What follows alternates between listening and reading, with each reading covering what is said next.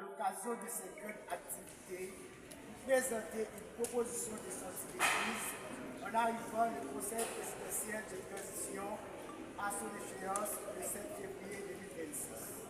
Le Pacte national haïtien, à travers divers structures politiques, propose un document pour faire face à la situation sociopolitique actuelle du pays, tout en trouvant dans l'introduction, des objectifs, la justification, une proposition pour répondre au vide présidentiel qui devrait être institutionnel, un comité de suivi pour accompagner la transition institutionnelle, puis la conclusion du document.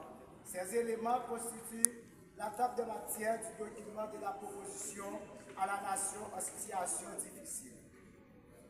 Depuis plus d'une décennie, Haïti s'enfonce dans une crise sans précédent qui affecte toutes les sphères de la vie nationale.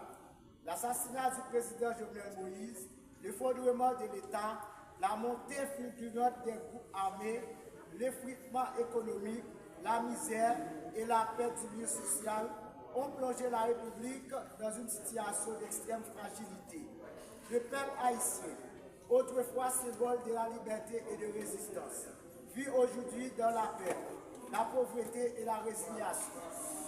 Face à ce constat alarmant, des forces patriotiques, dont le mouvement patriotique pour une nouvelle Haïti et Réveiller Haïti, ensuite d'autres structures politiques, ont décidé de s'unir pour proposer le pacte national haïtien, une issue nationale, citoyenne et souveraine à cette crise profonde.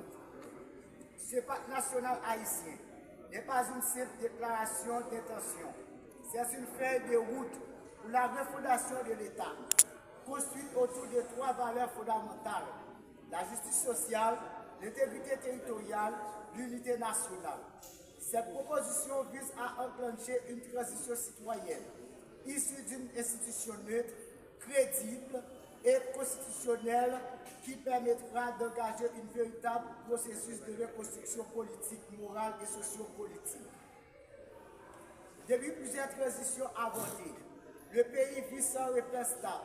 Le Conseil présidentiel de transition s'est transformé en un espace de conflit, d'intérêts personnels et de dépendance internationale. L'absence de légitimité, de résultats et de connexion du CPT avec la population ont fait de cette instance une barrière au changement. Des institutions républicaines, telles que le Parlement, est dysfonctionnel, la justice et l'administration publique sont paralysées, l'État a perdu son autorité, son contrôle et sa crédibilité. Plus de 80% de la zone métropolitaine de Port-au-Prince, Mi-Balais, une grande partie du département de la Tibonite, Passé-Bleu, sont sous le contrôle des groupes armés.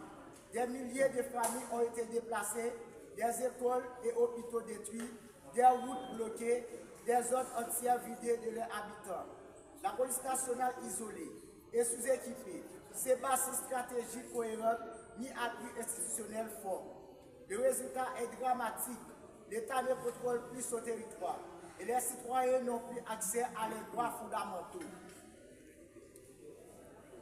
Ce pacte contient des objectifs stratégiques de la proposition.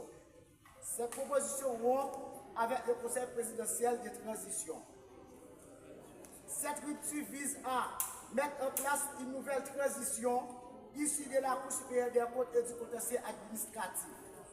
Restaurer la souveraineté institutionnelle haïtienne, sortir du cycle des transitions sans fin, préparer une refondation basée sur des institutions légitimes, crédibles et inspirant de confiance à la population haïtienne.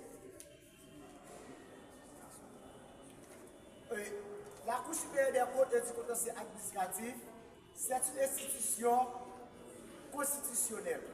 C'est une institution crédible, faisant choix à ces structures politiques pour assurer une transition légitime, privant son date échéance du Conseil présidentiel de transition le 7 février 2026. Merci. Une démarche de confrontation politique. Il s'agit d'une proposition nationale fondée sur l'intérêt supérieur de la nation visant à contribuer à la sortie de crise à travers un cadre institutionnel, juridique, politique et chrétien. Depuis plusieurs années, notre pays est confronté à un affaiblissement profond de l'État, à une insécurité généralisée, à la perte de contrôle d'une partie importante du territoire et à une dégradation continue des conditions de vie et de la population. Cette réalité impose une rupture avec les approches improvisées et les solutions temporaires qui n'ont fait que prolonger l'instabilité. Le document qui vous sera présenté est le fruit d'une réflexion collective menée par des citoyens engagés, des organisations et des forces patriotiques convaincus que la solution à la crise haïtienne doit avant tout être haïtienne. Il propose une transition fondée sur la légalité constitutionnelle, la neutralité institutionnelle, le dialogue national et la restauration de l'autorité de l'État. Nous tenons à souligner que cette démarche se veut inclusive et ouverte. Le pacte national haïtien n'est pas un texte figé, mais un cadre de travail appelé à être enrichi par les contributions de toutes les forces vives du pays dans un esprit de respect mutuel, de responsabilité et de recherche du consensus national. Aujourd'hui, plus que jamais, Haïti a besoin de sursaut collectif. L'heure n'est plus aux divisions, ni aux intérêts particuliers, mais à la construction d'une vision commune pour rétablir la sécurité, la dignité et la souveraineté de la nation.